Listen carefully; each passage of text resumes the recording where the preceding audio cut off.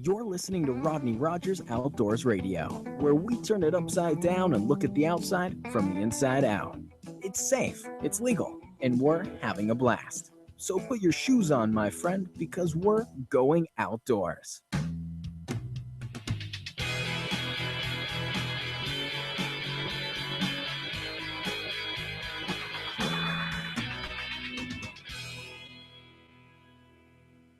And we're at it again. Happy Tuesday, Mike Coy. Live as they come. Live as they come. I'm Rodney Rogers. You're listening to Rodney Rogers Outdoors. Michael, the Yes, man you are. himself. I agree. You are.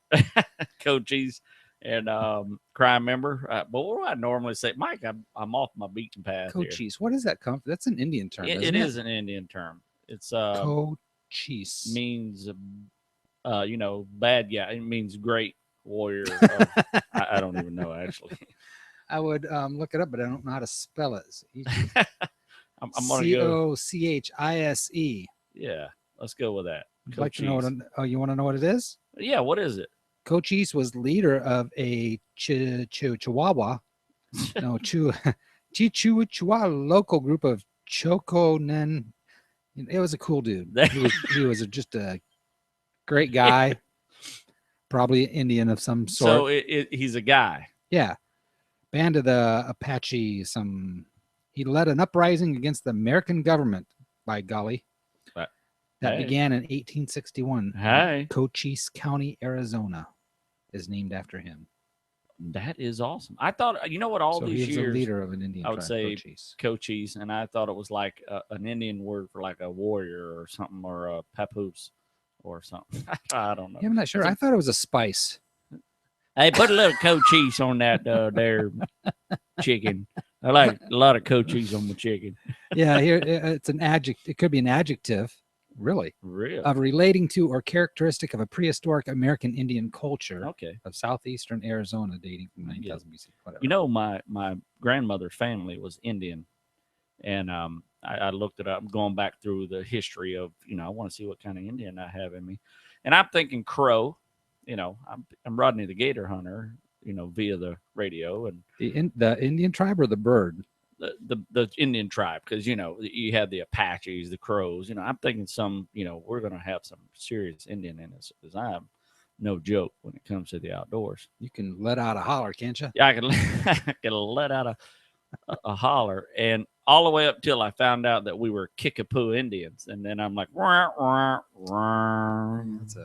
It is an Indian. It's a Kickapoo. Yeah, much more fitting, maybe, though. There you have it. You get to listen to us do this for the next hour. We do this every Tuesday live. You can call the show if you like, 262. And I will confirm that it is Tuesday and it is live. So you can call the show anytime you want, 262-345-7763. Talk about anything. We don't care. We prefer the outdoors. We've had some people talk about some things we actually didn't care about. Or we didn't care to hear about. We didn't care to hear about. So, Mike, you know what? What? I start the show every week just like this. And you know what I'm about to say? How was your weekend? Yep. And I say, how was yours? All right. And then we switch over to me. You know what? I had a great week. I was on vacation last week. I did a ton of fishing, man. I did a ton of fishing. You enjoy that fishing thing, don't you? I've got the hang of this stuff, man. This is something I can do pretty regularly and be pretty successful at it. You know what I mean? Because you go up. You will go by yourself. I don't need no monkeys to run my show. Yeah, that's true. You know what I mean? You've told me that 1,000 times. I get it, Rodney. I get it. I got it. You don't need no monkeys. That's just great. Remind me to tell you a story about a monkey anyway. Right. I think I saw one today. But anyway, so we've been catching a lot of bass. A lot of bass. And Alexis from Missouri caught her first bass. I say first bass. It's the first bass I've seen her catch when, she came down to visit. And we took her bass fishing. She slammed some bass. And she's catching these 2 and 3 pounders thinking, oh, my God, what in the world? I got a monster. And I'm like, it's a 3 pounder. That's standard issue in the state of Florida. That is standard issue bass. And I caught. And what size do you say? Yeah, that's a big bass. What is the crossover point? 5+. Yeah, is it? Yeah. that, when you reach the 5+, actually I caught the 6-pounder, the 6.5-pounder, and I had a bunch of people fishing there. Everybody was like, wow, the 3 of the girls that were there fishing had never seen a fish that big.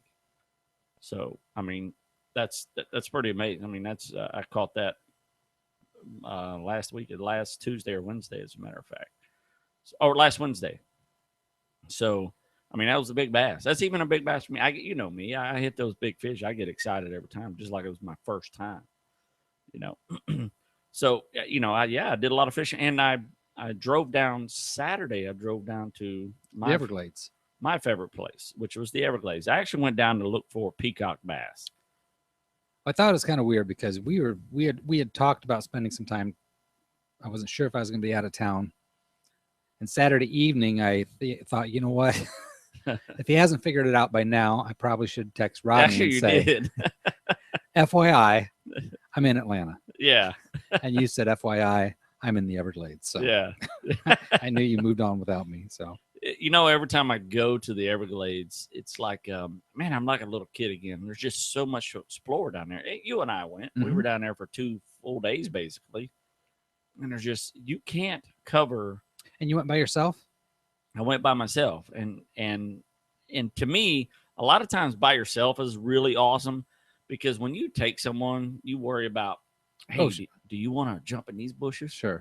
When you're by yourself, you just jump in those bushes. You don't ask. Yeah. You just do it. You look around, you kick a rock over, you jump off, whatever.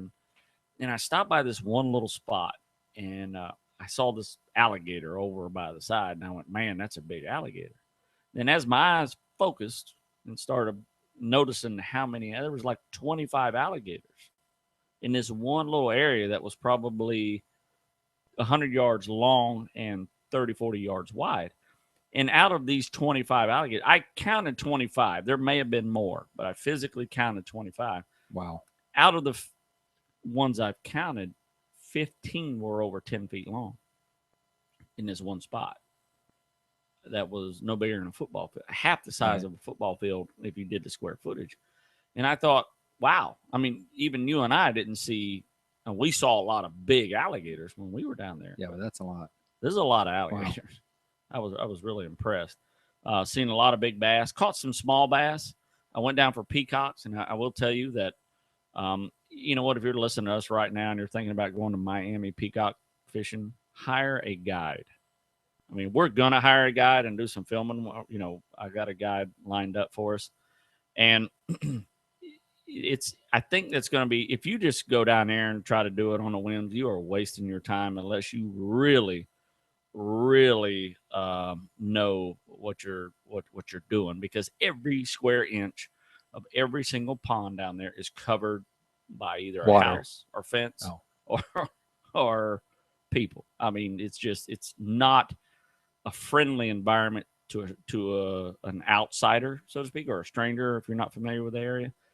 So definitely hire a guide. Not many public access areas, definitely.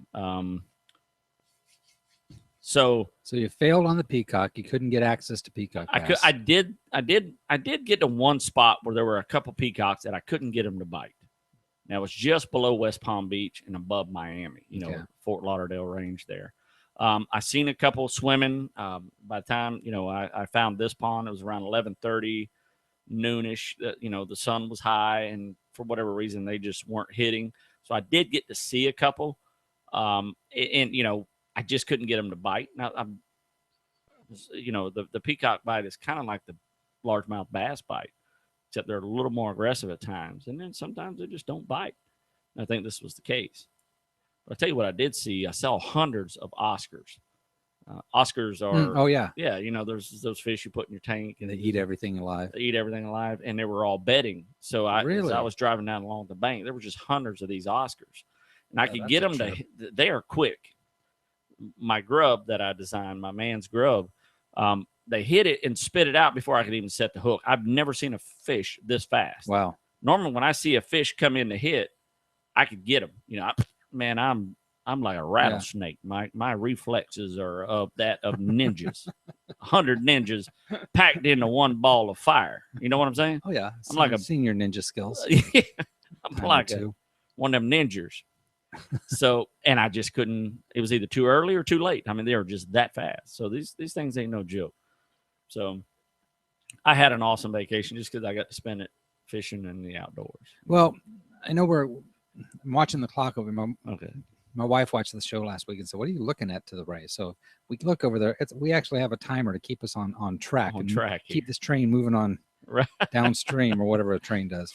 But let's talk about your post. Let's talk about your post on Facebook. Okay. This is still during your vacation, but you Yes. you went to a local fishing hole, I'm assuming off one of the highways here down south in your area of town. Yes. Right? Yes. I actually fished right off one of the main highways. This pond was actually one off the main highways. And I'll say this, if you haven't seen it, you need to go to the Rodney Rogers Facebook page and look at Rodney's post. Basically look at the first. It's the very first. What's the last one up post. there? Yeah, this was June 5th, I guess, which was Thursday, actually, right? It was Thursday, yeah. Yeah. And no. And Either I way, actually Thursday, Friday. Well, it doesn't matter. Yeah, Thursday or Friday, June 5th, whatever that is. And I actually fished this pond many times. I watched this half a dozen times. Have you? Yeah, and I usually can only watch your stuff once. No, I'm kidding. I can always see you. I'm so bored with your stuff. But it was very I mean, it was very cool. I wished I was there, but this just happened upon me. You know what's funny is this thing followed me all around the lake. Well, tell the story. Okay, so I get to this pond. I fished this pond many times, and this particular lake is down. When I mean the level of the water is down about 6 feet. Yeah, you can see that instantly. We have about 35 feet of shore on the bank that you could see. Kind of dried out mud. But but the level has only dropped probably 6 feet. Excuse me. So several years ago, I fished this pond. When I say several, I mean 4 or 5 years ago. And I saw this small alligator in this pond, 2 or 3 feet long. He would chase my bait. Now, you're not telling me this is the same gator. Mike, I'm going to bet you it's the same alligator. And this little thing would chase my bait 4 or 5 years ago. Now, there's really no other ponds around this, and it's fenced in, so it's really hard to get to from any other pond. So what you're saying is he recognized you. This little guy is like this is a homecoming. Well, I think I think over the years he's gotten used to fishermen. Yeah, and some have probably fed this guy. But as I walked around and fished this lake, you know, when I first got there, I said, "Man, I don't see that alligator that I saw last time I fished it was several months ago." And I go, that's 6-7 foot alligator was there several months ago. And so I just started fishing. I caught the first fish and I put the fish back in the water, and I see this alligator shoot from the bank. He was just underwater. Here he comes. He's coming right to me. And I'm like, oh man, a gator. So he kind of works himself to the bank about 30 feet behind me, right to the bank. He doesn't get out. He just sits there. I'm walking, I'm catching fish. And every time I catch a fish, he swims toward me. Now, this happened all the way around this lake. And I get to this one corner. This was years ago, or this was this last week? This was just Thursday or Friday, whatever day that is. And I'm fishing, and I hit like 4 or 5 fish in a row. And then all of a sudden, I let the last fish go. And this guy just decides, I'm going to go check him. I'm going to check him out. And he gets out of the water. And he starts walking toward me. So I pull my phone out, as he's starting to walk out. So I pull my phone out and I start filming this guy walking out. And I simply say, and I said it in the video, all the years that I fished, I've never had an alligator walk out of the water and come toward to me. You. Yeah. He was literally come right to me. So I took a couple steps toward him to try to get a closer film shot. And he just never stopped. He stopped for a second, and then he got up, started walking toward me again. So I'm like narrating this video, and I'm just kind of filming, and I get a phone call. So it kind of shuts the video off. So, I say, hey, I got to call you back. I got this cool alligator. I got something going on here. I'll talk later. It's a hot moment here. So I cut the video back on, and I decide to sit down and film the alligator and me talking with this alligator in the background, as you can see later on in the video. Well, as I turned my head, I said, I hope he's not walking toward me. So at the corner of my eye, I turned around, and sure enough, he was walking toward me. while I had my head turned. So I turned around and I said, "Hey, you better stop." So he stopped. But what I didn't, my fingers moving You didn't around. actually say it like that. You said like, Yeah, I did it in Gator language. I was like, I said it. It's very similar to a Star Wars language, I understand. Like R2, Gator 2. So, but I guess my fingers had hit the stop button literally seconds before that Gator started. You could see me in the video that I took turn my head, and the Gator literally start moving. The video stops. So, I restarted it, and here this Gator's just chilling out, man. He's just checking me out. So, but it's a great video, and you edited it down to what, 3 or 4 or 5 minutes? Yeah, I had probably 15 minutes of video. It's very intriguing to watch. And then I just, the only thing I thought is those animatronics have come so far. They look so right real. out of the water. You're talking about them Raptors at Universal. This right here is the real deal, that man. one's free. It doesn't cost you $60. Exactly. 100, whatever it is. So I just thought it was an absolute, I dream of these moments. You know me, Well, that's raw Florida right there. That's the real deal. Yeah, and you know what? And here's what I was going to do. I was going to kind of lay down to see if he would come up any closer. Now, for those of you listening, I had a plan. If I really expected him to make a lunge just by the way he was acting when he was up at his closest. I expected him to make a lunge and try to get a piece of something. Sure. So my only thought was, though, had you really thought that out? I did, actually. Well, okay. But my objective, my argument to that statement is the camera wasn't on a tripod. No, it was in my hand. So you hadn't really thought it out. Well, you wouldn't be able to get video. Oh, I'm just saying, from a videographer point of view, next time, put it on a tripod, because if that did happen, we ain't seeing nothing. Right. You know what's funny is I had my tripod in the truck. You know what I mean? But this moment, everything just fell together where I was not. When we were driving, my wife showed me this video. Look at Rodney just posted something, and I'm thinking, if it goes down here, we don't get to see. Yeah, he's going to ruin the whole thing. He's not thinking about. I like your thinking, Mike Coy. I'm going to get a selfie because that could have happened, and I know you would have been on the back of that Gator showing him a thing or two, but your camera would have been pointing at your shoe or something. I would be getting the shot. You have taught me well, my brother. I would definitely be getting the shot. Do Gators like fish? Oh, they love fish. Okay. So if he was coming up there, would the situation, because obviously, and I know we're pushing time here, but obviously the thing has been fed. Yeah. There's no doubt in my mind. Do you think, much like when you come back off a fishing boat and all of the pelicans just hover for all the remains, do you think he was doing similar? I think so. I think, him seeing me release those fish. Now, here's a couple scenarios just real quick. He could be under the water, and when I let that fish go, he lunge at the fish. Right. And then my hand be in the way. Okay. And not see it.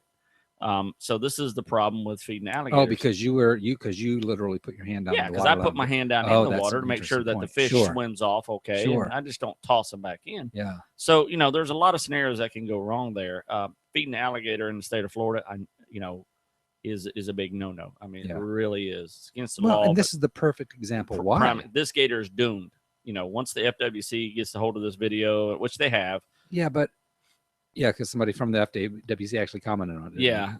But it could have been bad for a person. Absolutely. In this situation. Absolutely. If they were, and that's which is why the FWC will have a problem. His fear of me was very minimal. It was probably a little bit more than my fear of him. Yeah. Because, obviously, me, I'm not afraid of alligators. But it's like at Gatorland where they are basically trained to know when they it's are feeding trained time, to know. They come on in. They come right on in. They know. Absolutely. And this was the same type of scenario. Yep. I was washing my feet off in the water because I had sandals on and I had mud all over them. And he came up to me washing my feet. Maybe he's an escapee from Gatorland. He probably should have Gatorland. Get over there, get your gators back. Yeah, it was very interesting though. Very fascinating footage to watch. So I mean, I just thought it was really cool, and I'm certainly glad that I got to post it. All right. Well, if you don't mind, we're a little late for some commercials, so let's take a break and we'll come right back. With 116,000 foreclosures in the state of Florida alone as of January 2014, a quality contractor is critical to the process of returning a foreclosed house back into a home. let me introduce you to Phillips Contracting Incorporated. They are Florida State certified and an approved REO repair vendor for both Fannie Mae and Freddie Mac. PCI currently provides multi-level services to realtors, banks, asset managers, and private homeowners. Although they specialize in dealing with REO property repairs, they are a design-build company. Here at PCI, we pride ourselves on professional, high-quality work. Our clients know that we're not your typical contractor. We're proud to be reliable, trustworthy partners with you. Our repair coordinators are ready to communicate with you honestly and quickly about every aspect of your project. We're here to say yes to our clients. Phillips Contracting services Florida from Orlando to Miami. Whether you're looking for a quote, repair updates, or just want to talk business, give them a call at 941-483-3800. Gnarly barley, come see why the whole world's singing. No, What are you doing? dude, I am writing a song for Gnarly Barley. I see that, but first of all, I didn't realize you could sing.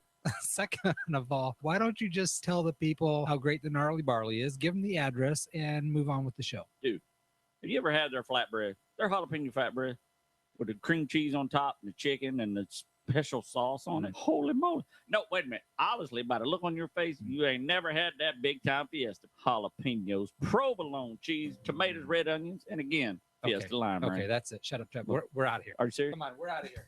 Truly one of Orlando's hidden gems, the Gnarly Barley offers a contemporary selection of bites and brews, serving a mind-blowing selection of craft beers and original mouth-watering menu creations. The Gnarly Barley and its incredibly accommodating staff have created a place that really is difficult to put into words. So do yourself a huge favor and come see why people are singing the praises of the Gnarly Barley. Oh my goodness. I told you that big time fiesta. That is phenomenal. I totally get why you're trying to write a song for that. Not as simple as you thought, huh? No. Okay, check this out. Gnarly Barley. Come see why the whole town's singing Gnarly Barley.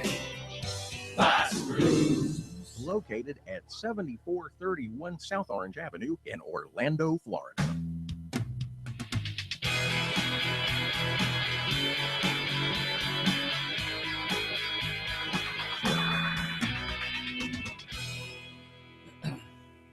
And we're back at it, back live. Listen, if you want to call the show, if you have a question, please feel free to call us. That'd be awesome. Yeah. I mean, we love your questions on the show. We'll be happy to answer them. It's 262-345-7763. We'll put you right in the line with us, and we'll answer all your questions. If you're sorry to interrupt. No, you're good. If you don't want to do that, you can certainly email us. Email Absolutely. Rodney directly at Rodney@Rogers Outdoors. Questions if you want to answer on the radio. Matter of fact, I have a few in front of me. If you have time, you want to take some viewer mail, Rodney? I'm in. Let's do it. We got a few more things to talk about tonight, and I know we're off schedule and all out of kilter, but it's been a busy week. But We're getting the hang of it. Let's start by answering some letters. You do it. We get letters. We get stacks and stacks of letters. All right. Question number 1 is from Johnny D in Mount Dora. Wants to know simply, when should you use a bait caster versus a spinning reel? Great question. Great question. Hey, if we ever get a question that sucks, will you say that? I will actually. Because everybody's like, "Oh, great question." Well, I don't you just think gotta go. there's You a know what? sucky That question, really sucks. But I'll go, dude. That's some What kind of amateur. moron are you? Yeah, I'm Really? an amateur question there. I don't want to even Why waste my time? fault. I will not fault it. Answer a horrendous question such as that one, sir. That's a good question because I don't even know what he's talking about. That's actually a great question. Because it's funny because that question was brought up to me, by someone I was teaching fishing, and all they've ever used, they just learned to use a spin caster.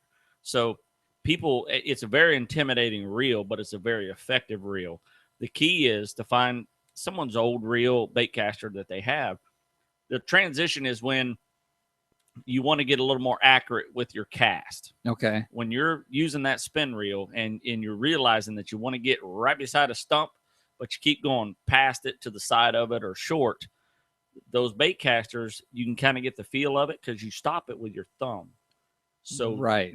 control exactly where it lands versus a spin cast where you're holding your hand on the reel. Now, someone that has fished with that spin cast for years, it's an extension of themselves. Exactly. Yeah. I mean, they can get the hang of it. They can do a lot of tricks with them. But I just realized this weekend that, I without even thinking about it, I'm literally texting on my phone and I'm using my left Are you hand. texting and casting? Texting and casting. That's not cool. See, yeah. I'm gonna upset some And people. I'm flipping with my left hand, which I didn't even know I could do, Mike Coy. And with such accuracy that I impressed myself for the first time in a long time. And I started enjoying that with my left hand. I found that I was more accurate. And I just found that out after 30 years of fishing with a bait caster.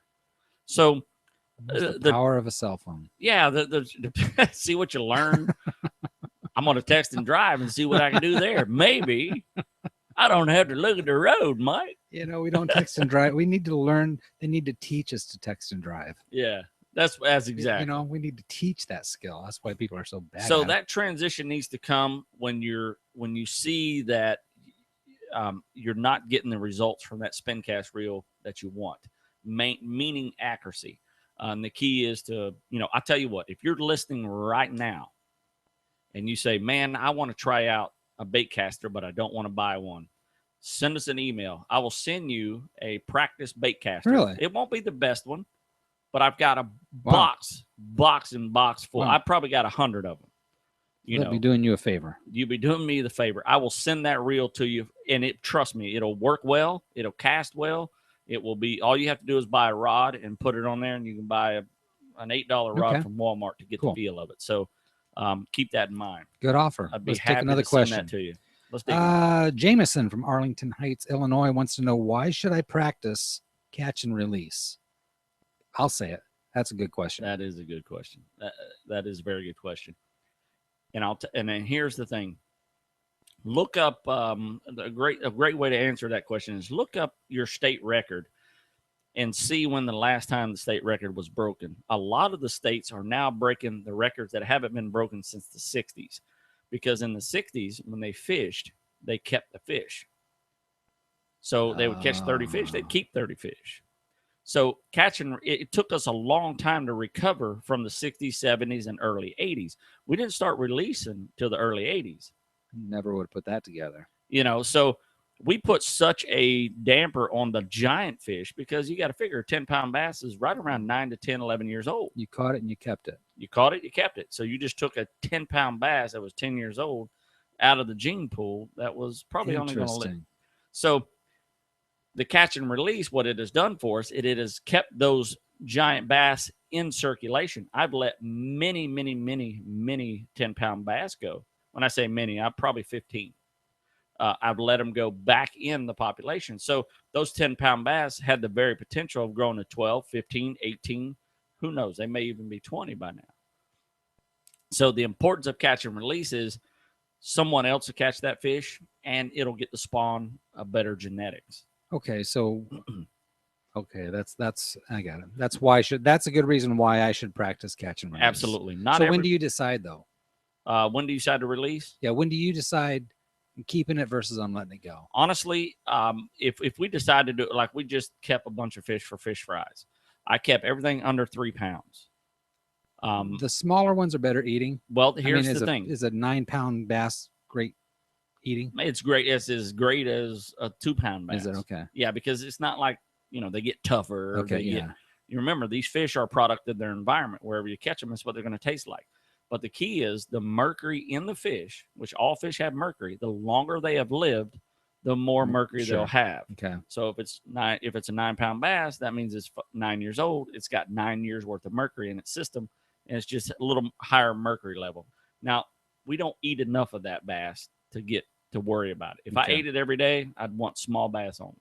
That's why they say, like, watch how much tuna you consume, because it does have mercury in it. But all fish does. Yeah, all fish does. If you're eating 3 or a can of tuna a day, then you might need to consider those.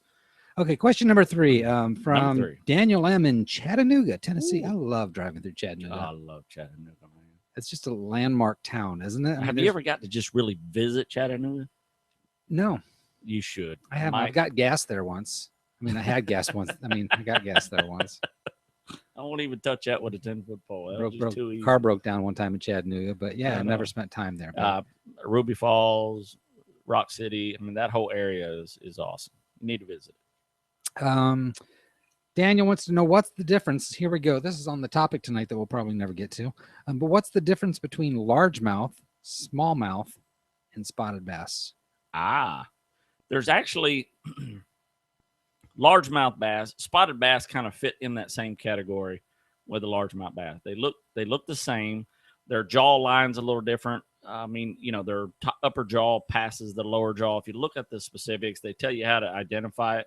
But it's the spot pattern on the spotted bass that's really different than the largemouth. If you see them side by side, it's an obvious thing. If you catch it and you've caught a lot of fish, you'll know right away. Smallmouth are predominantly a cold water fish. They're up in the northern states, usually start around North Georgia and above. The more north you go, the more fish you're going to have. Do we have smallmouth in Florida? No, we don't. We don't. They just don't live in this warmer water. Interesting. So, but largemouth can live in that cold water. They don't grow as big.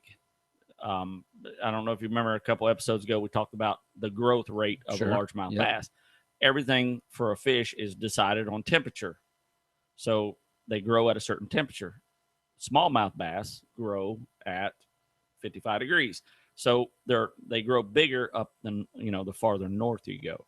So a giant smallmouth is 12 pounds. That is the world record. It's right around the 12-pound range, where a largemouth world record is right around the 22-pound range. Wow. So there's a big difference.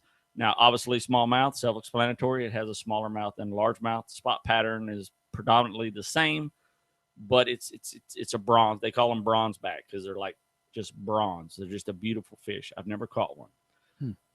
Spotted bass. Now, in the largemouth-ish family, we have 4 or 5 different species. So that is a whole episode in itself, honestly. It really is. But spotted bass and the largemouth are just beautiful fish, and the spotted bass has way more patterns on them that you would see. Same largemouth, a little bit offset, not quite as big, but it's beautiful fish nonetheless. Okay. Does that help? It does help. It always helps. Daniel, I hope I did that for you. I think you right. Did Daniel right? I hope I did Daniel right. We get ladders. All right. We get stacks. Everybody's saying That's some good questions, Mike. those were good questions, weren't they? I love those questions. I wouldn't even think to ask those questions. I fished all my life. Let's talk. We whizzed through our top stories, but here's one that I can't wait till next week, just because of the timing of it. That this week is National Fishing and Boating Week. Yes. June 6th through June 14th. So we'd be amiss if we didn't mention that this is National Fish and Boating Week. But one thing that really means is that this weekend, actually last weekend and this weekend, is free license-free freshwater fishing weekend. Yes, in the state of Florida. Yes. Well, first of all, explain what that means, Rodney. Yeah. Basically, what the state does is a couple of times of the year, they allow you to fish for free. You don't have to buy a license. What they want to do is introduce new people to the world of fishing. A license is $17.50 in the state. So if you fish this weekend, you actually get it free, and you get to check it out and say, hey, man, I want to do this. This is something I want to do. Now, let me explain something. When you buy your fishing license, it does more than go to the state. The FWC is paid only by license fees. The Pittman's or Robertson Act tax. I mean, it's basically if you hunt, fish, camp, of that sort, you pay the state. You pay FWC. Sure. So it gets very little funding from federal government. So. Well, check out these facts. This is not from the FWC website, but it says cast your lines into 3 million acres of lakes, ponds, and reservoirs, 12,000 miles of fishable rivers, streams, and canals in Florida. Wow. The fishing capital of the world. But check this out. Here's also from their Bob Wattendorf. He's the media contact at FWC, and he It says time to reconsider bass fishing. But here's some interesting facts that I read in this article today on the specific, the bass fishing weekend. This year, the last weekend was the first weekend in June, typically June 6th and 7th is the free fishing weekend every year in Florida. And follows up with license-free freshwater fishing the following weekend, June 13th and 14th, which is this upcoming weekend.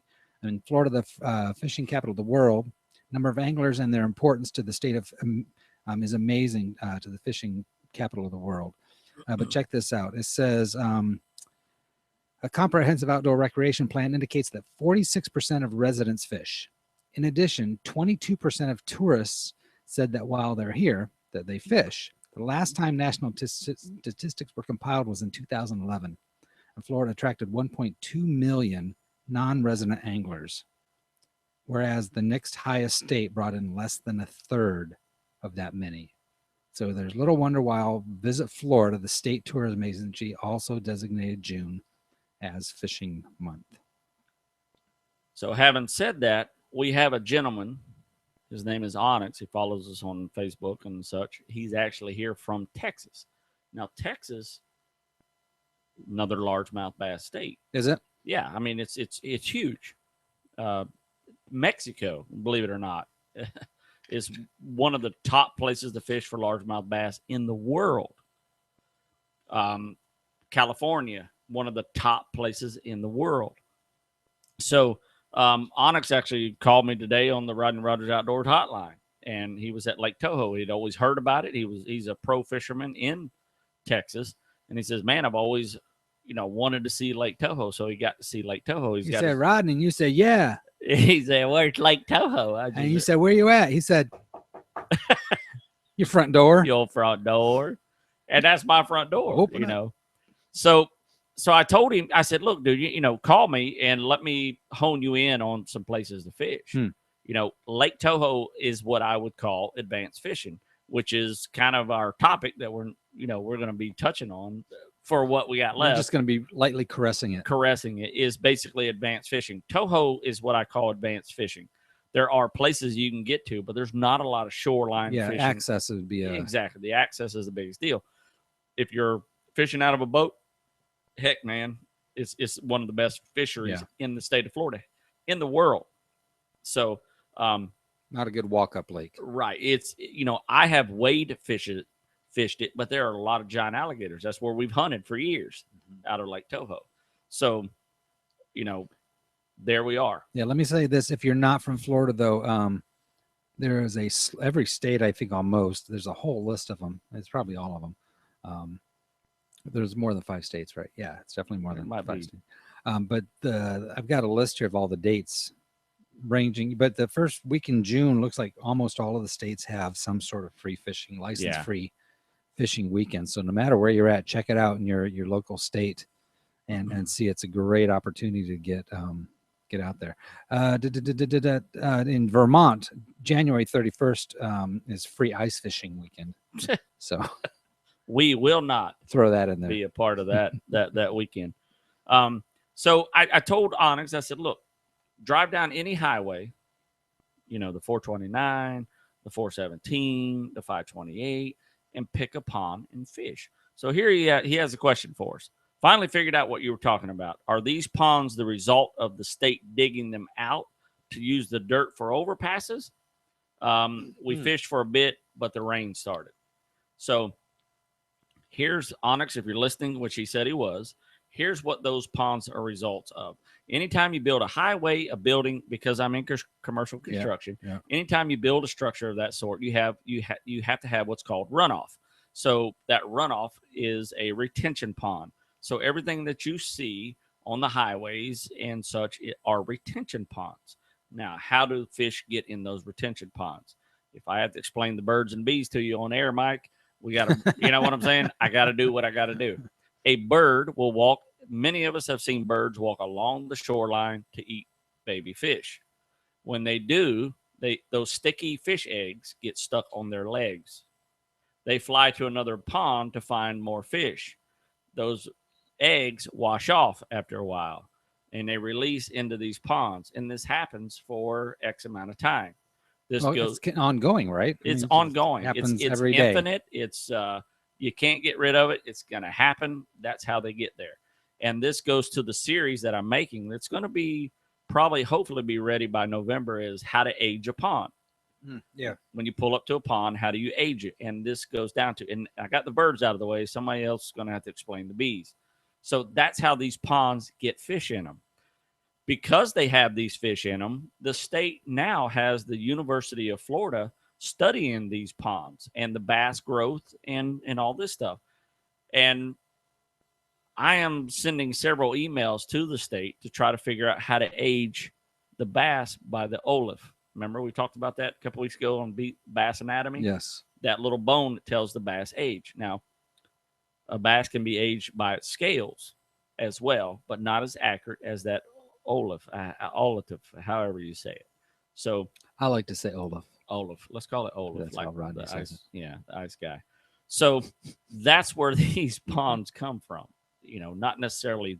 They Sure. do use the dirt for other places, but that's not why they dig these holes. They dig these holes because they have to have water runoff, drainage. Interesting. For these highways. And inadvertently, they get giant bass in them. And I know because I catch them all the time. The pictures you see me post are from these ponds These on the retention side ponds. of the road. That's pretty amazing. It's absolutely a gold mine of bass fishing. That's pretty amazing. And you don't even have an idea how much trash I picked up last weekend from these ponds. Let me explain something to you. If you fish these ponds, pick up the trash. That's not getting there from birds. No, it's just getting, from people throwing away. Pick it up. If someone sees, if an officer or something sees you picking this up, they're going to more than likely leave us fishing these ponds. Yeah. I was in the Everglades, the most amazing place in the world. And there's these people fishing across from the canal. I was so upset because guess what they're doing? They're fishing with worms. They're throwing their styrofoam cups just over the side. They're floating across the creek, the river, to me. And I'm fishing out their trash. They're watching me 35 feet away or 50 feet, whatever it is across. And I just held up my hands like, come on. I'm picking your trash up. They're literally, their Walmart bag, just throwing it up in the air, letting it hit the water and just go. Wow. They're lucky there was a channel of water between. They're very, oh man, I don't even want to go there. Wow. This is the Everglades. This is the heartbeat of the state of Florida. Wow. So, oh wow. Hey, I almost forgot. Oh, Mike, let's do this. I love getting mail. So Mike got mail. I love getting mail. I love getting mail. Did I say that? I love to buy things online just so it comes in the mail. Even if it's just another envelope. Now, not as much I've as my seen wife. you open envelopes to get envelopes. Not as much as my wife loves to do that, but I as well love to do that. But I got something in the mail today that I didn't necessarily order per se, but this is from the Florida Fish and Wildlife Conservation Commission. Woohoo! I can Tallahassee, only Florida. guess what that is. I'll tell you what, we have Savannah from the Real Radio 104.1. She is in reptile world up in California. So take as long as you want. This is going to take me a while. Okay, so she is now. She loves reptiles, and we love reptiles, and it's important that I tell everybody that I'm a conservationist. Period. We have a lot of alligators. I apply for gator tags every single year, so and I know she loves these alligators, so she's kind of wishy-washy about me hunting these things. So Savannah, I apologize. We are. So she's hunting with you this weekend. Did I miss that? What you're saying? She probably won't be hunting with, but if she ever comes down, we're going to. Hey, this is part of the conservation end of it, though. She's she loves them alligators. So in my package, Rodney. So what do you got in your package? I mean, I think you know this. I'll tell you what you don't have. I can tell you what you don't have right now. What? You don't have the booklet. Don't touch what? That tells you all the wounds you can get from being bit by an alligator. It's not in your book. It's not in there. Is there a waiver in here though? No waivers. They didn't send a book this year. First year. See, look at there. I'm sharp as a tack. Are you serious? This is the first year they've never sent the book on what happens when an alligator bites you. You're right. There was all kinds of. Wow. Yeah. So yeah, so if you didn't know, because I think most people know by now, I am an official alligator hunter. Second year. Second year. Good job. So there's Mike. my name, Michael W. Coy, at the top of my alligator trapping license. And yeah, basic paperwork. I'll read through this, but I want to just open it on the air because I think this is exciting. So there's my I got 2 report forms because I got 2 tags, and when I say 2 tags stapled or glued to this, that's stapled to the front page is actually 2. Yeah, can you see it? Okay, yeah, you can see it. Yeah. There you go. Somewhere in there. But 2 zip tie-ish type of looking things. Yeah, they're kind of locks, and what they do is they lock in. Well, you've done this. So it's like a zip tie, but it doesn't go all the way through. One end puts in the other, and it's kind of permanent once you put it in there, right? Yeah, once you put it in there. But each one has a serial. I'm assuming this is specific, right? This number is specific to that tag. To you. So I have 776 and 775, which will go in the tail of the gator once I kill it. Exactly right. And then I've got 2 forms after that for each of those gators, one respectively for each of the gators. This is if you mail them in, but now they have the online form. So is basically this form online? So right? Now this form is online. Where this is how I got in trouble several years ago because you had to mail these in, snail mail. And you said my dog ate it. And I basically, when the officer came, I had it above my window, and I said, "Here." He said, "Nope." Don't work like that, sport. Dear alligator harvest participant. That's me, That's you. You're a participant. So that's cool. I can't lose this stuff. These tags that's the ticket right there. They're gold. Without them, that's the ticket. You don't get new ones. You don't get them replaced. You are an alligator hunter. Woo! Go you. Go me. Go alligator you should hunter. Be shortly behind, right? Yeah. So and it's key that we both got alligator tags for Osceola County this year. More open, more options. We get to hunt public and private land, anything with legal access that is not already on the wildlife management plan. Right. So we got tons of lakes we're going to be hunting. We've got private ponds we're going to be hunting. If you know of a private pond while you're listening that has an alligator that's got to go and it's bigger than 8 feet long, we'll come and get it. Go. Hey, I got one. Yo, Michael Coy, I got an alligator. It's got to go. He's been here long enough. So, by the message I just got from Onyx, hopefully we answered his question. So there you have it. I do the same. Okay. So there you have it. So basically, advanced fishing, we answer, the questions kind of fit in from the email, fit into what I wanted to talk about tonight. Good. A little bit of advanced bass fishing. Yeah, we had some open ends from last week, I think, maybe because the time just absolutely flew. I know. I got to hang out with an hour's not really cutting it much.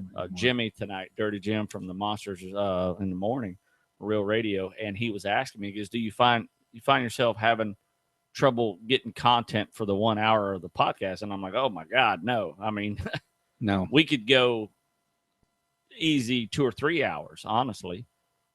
I think so because once we get cranked up." We're on a roll and the conversation can go. So well, it also helps, and this is my shout out or my reach out. It also helps when we have people participating, asking questions, being involved, calling in, which we didn't have tonight, but we absolutely love.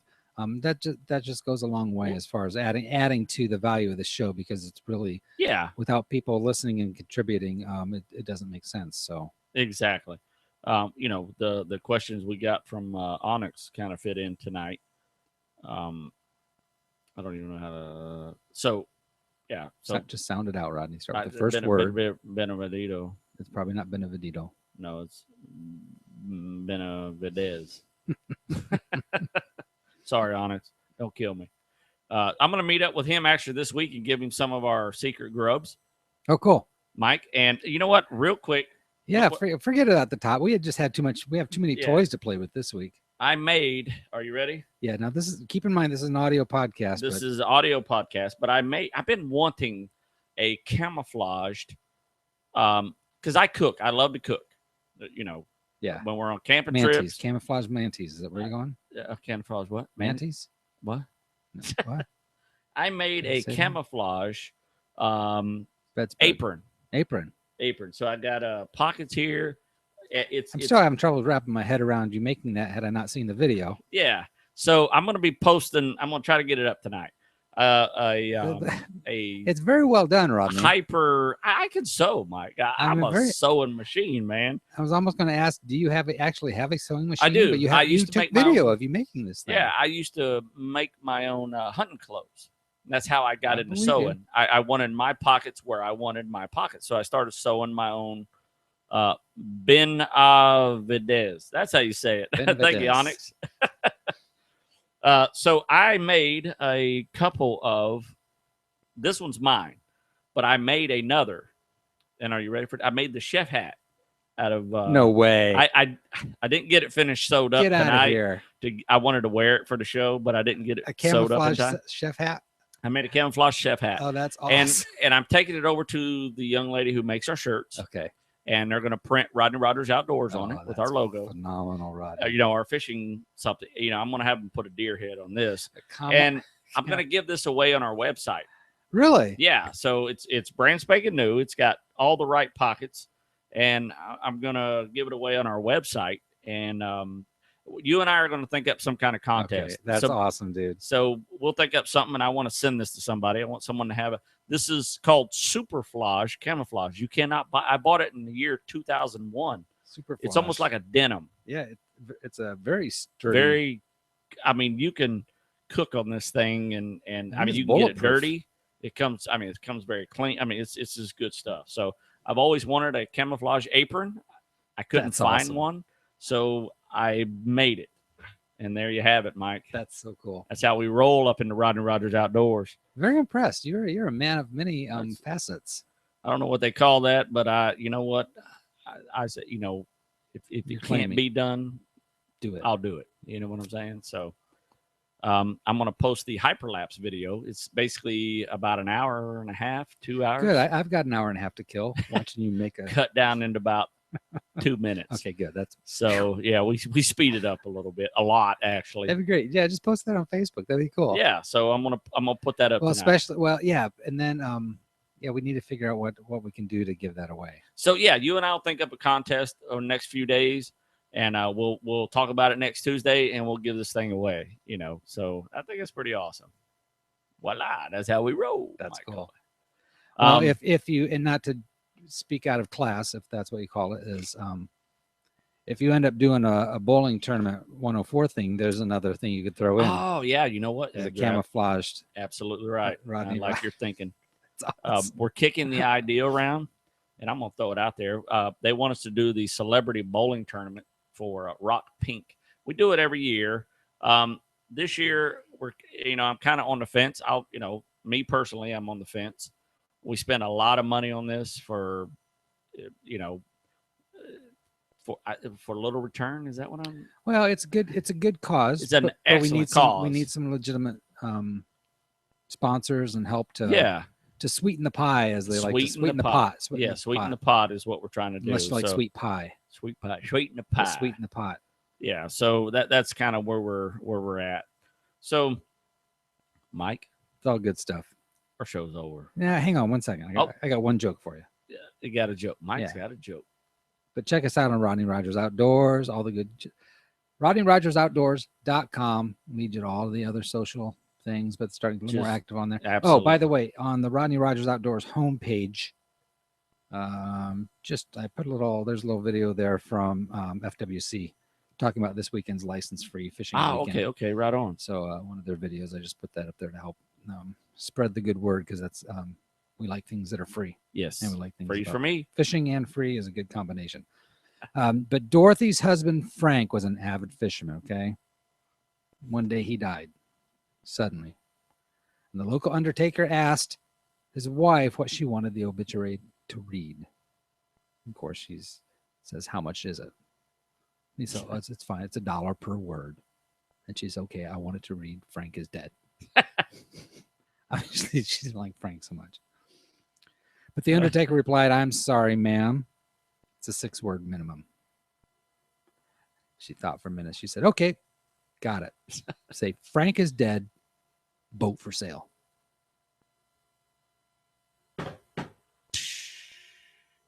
I like it, Mike. Yeah, you don't. maybe it was my delivery. Maybe Frank is dead. Boat for sale. Oh my, that way better. See that? Oh, I turned it around. Pulled it out of the gutter. I did. Out I of the did. gutter. RodneyRogersOutdoors.com. You can find us everywhere. And as my mama said 18 million times, and I pray I get to say it half as much, you kids get outside and stay.